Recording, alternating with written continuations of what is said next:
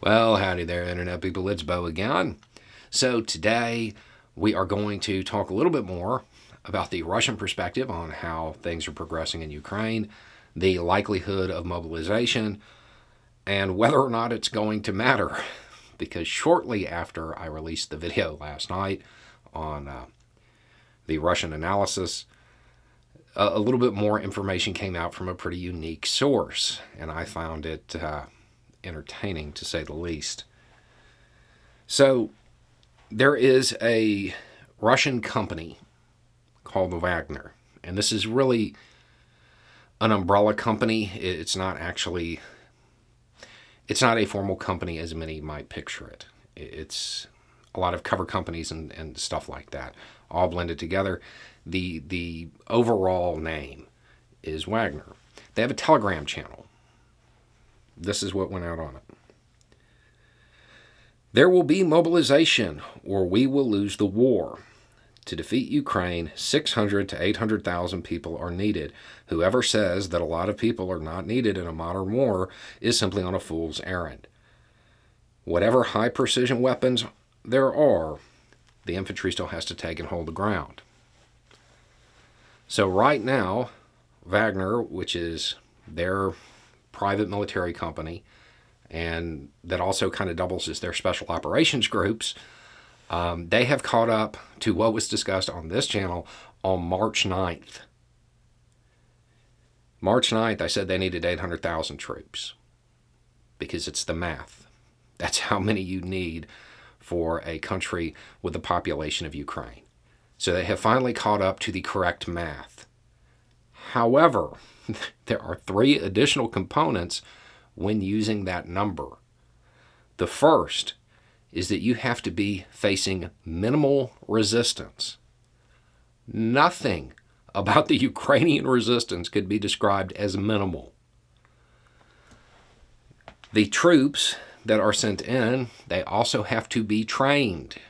Conscripts don't count, and they have to be equipped. So, because of this and some other things that have been said, there are a number of people who are suggesting that on the 9th of May, Russia will launch a full mobilization and try to actually get up to these numbers. I don't know if I believe that, but in the end, it doesn't matter. If they were to pour in that many conscripts, yeah, it would make the fighting worse, but it still doesn't give them a victory because they're not trained. They're not trained to the level they need to be at. Aside from that, they won't be equipped.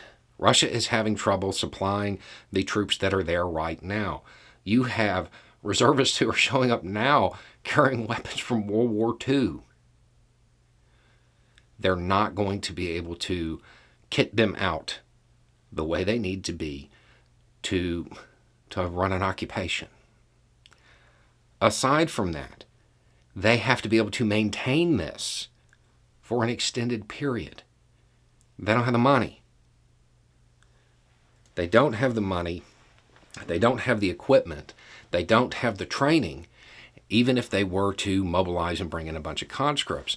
I would point out that there are some people who are talking about their demographics saying that even that part is super unlikely.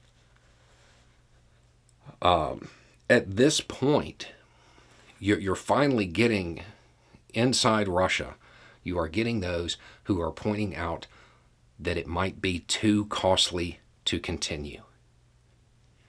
It's not about winning the battles. From Ukraine's point of view, they don't have to win the battles. All they have to do is keep fighting.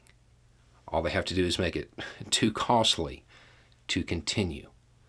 Make them pay for every square inch. And that's what they've been doing.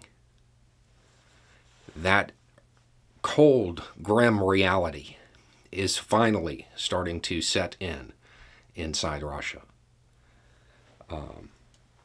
That doesn't mean that they won't mobilize. It doesn't mean they won't try it.